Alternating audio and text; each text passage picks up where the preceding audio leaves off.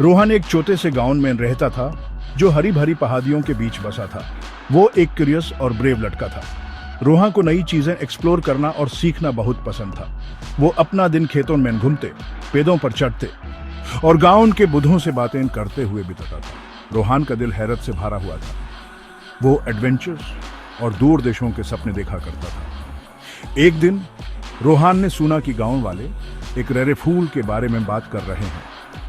कहा जाता था कि यह फूल साल में सिर्फ एक बार खिलता है, जंगल के बिल्कुल अंदर। कहा जाता था कि यह फूल बहुत ही सुंदर है, इसकी पंखुदियां सोने की तरह चमकती हैं। गांव वाले इस फूल के बारे में दाढ़ और हैरानी से बात करते थे, क्योंकि जंगल खतरनाक जानवरों का घर था। रोहन तुरंत इस फूल को देखने के विचार से बहुत एक्साइटेड हो गया।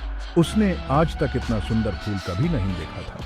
उसने डिसाइड किया कि उस ये फूल ढूंढना ही है। जब रोहन ने अपने दोस्तों को अपने प्लान के बारे में बताया तो वो बहुत डर गए। मार जाओ रोहन, उन्होंने रिक्वेस्ट की। जंगल बहुत डेंजरस है। रोहन ने अपने दोस्तों की वार्निंग सुनी, लेकिन उसका मन बन चुका था। वो जानता था कि उस ये फूल खुद देखना है। वो अपनी ब्रेवरी प्रूव करने और सुंदर फूल का प्रूफ लाने के लिए डिटरमिन्ड था। अगली सुबह रोहन जल्दी उठ गया। उसने थोड़ा खाना और पानी पक किया, अपना स्लिंग शॉट उठाया और जंगल की तरफ चल दिया। जैसे ही वो जंगल में एंटर हुआ, सनलाइट कम होने लगी। पेड़ और भी लंबे और घने हो गए। उनकी शाखाएं आपस में उलझी हुई थी, जिससे जंगल के फ्लोर पर लंबे शैडोज पड़ रहे थे। जंगल आवाजों से भरा हुआ था, कीड़े मकोड़ों की चर्पिंग, पैटर्न की रस्लिंग और दूर से आती हुई चिड़ियों की आवाजें। रोहन जंगल में और अंदर चला गया। उसका दिल एक्साइटमेंट और थोड़े से दर्द से धड़क रहा था। वो जानता था कि उस ब्रेव होना है। चलते चलते रोहन को एक छोटा सा नदी मिला। पानी साफ और ठंडा था।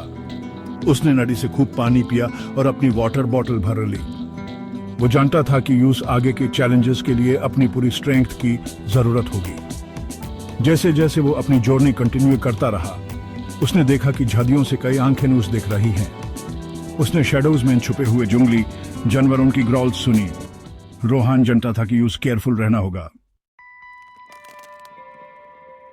अचानक रोहन ने एक जोर से रोर सुनी। एक टिगर उसका रास्ता रोक रहा था। रोहन का दिल धक से रह गया। वो जानता था कि यूस जल्दी सोचना होगा। यूस से याद आया जो उसके ग्रैंडफादर, एक एक्सपीरियंस्ड शिकारी, ने यूस सिखाया था। धीरे से और कामली रोहन ने जंगल के फ्लोर से एक स्मूथ पत्थर उठाया। उसने अपने स्लिंग शॉट में पत्थर लगाया और एम लिया।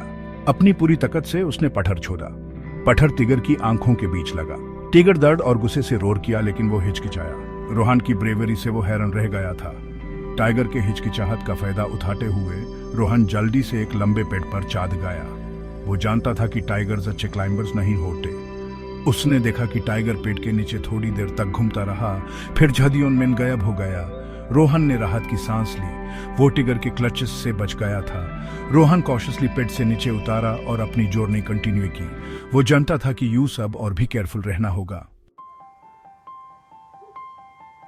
घंटों बाद रोहन ने फाइनली यूज देख ही लिया। वो सुंदर फूल एक छोटी सी क्लीयरिंग में सोने की तरह चमक रहा था। ये उसकी कल्पना से भी ज्यादा सुंदर था। रोहन ने ऐसा कभी नहीं देखा था। रोहन केयरफुली फूल के पास गया और अपने पुराने कमरा से एक फोटो ली। वो जानता था कि अगर उसके पास प्रूफ नहीं होगा तो कोई उसे बिलीव नहीं करेगा। रोहन मुस्कुराया। उसने कर दिखाया था। उसने अपने डर का सामना किया था और अपना गोल अचीव कर लिया था। रोहन गांव वापस लौट आया, थक गया था लेकिन खुश था। उसने सबको फूल की पिक्चर दिखाए। गांव वाले रोहन की ब्रेवरी से हैरान रह गए। उन्होंने उसके कोरेज और डिटर्मिनेशन की तारीफ की। रोहन खुश था। उसने प्रूव कर दिया था कि एक छोटा लड़का भी ब्रेव हो सकता है और अपने ड्रीम्स अचीव कर सकता है। उस दिन से रोहन गांव के सभी बच्चों के लिए एक इंस्पिरेशन बन गया। उसने उन्हें दिखाया था कि कोरेज और विजडम से कुछ भी पॉसिबल है।